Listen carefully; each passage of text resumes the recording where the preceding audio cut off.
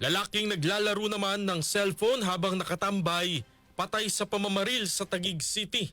Kasama natin sa balita si Radyoman Lestor Aler. Lestor.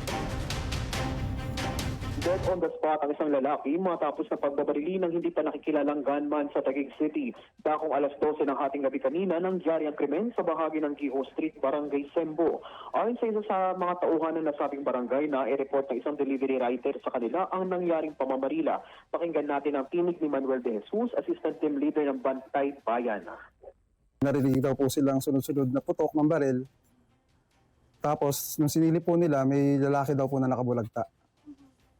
Bali, ginawa po namin, tinawagan po namin yung Base 100, yung CCTV operator para ma-verify po namin kung totoo po yung report.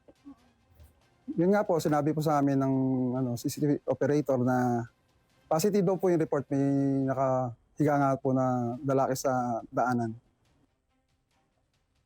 Dagdag dito, nakuha na ng CCTV sa lugar ang pamamaril sa biktimang nakatambay lamang sa labas habang naglalaro sa kanyang cellphone. Biglang dumaan ang suspect at saka nito pinagbabaril ang biktima at umalis.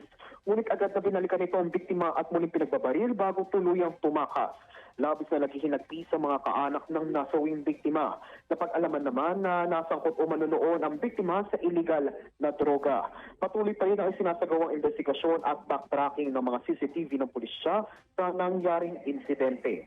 Kasama mo sa DZXL, Armen Manila, Radyo Man 11, Lestor Aler, Tata, Armen. Maraming salamat Radyoman Lestor Aler.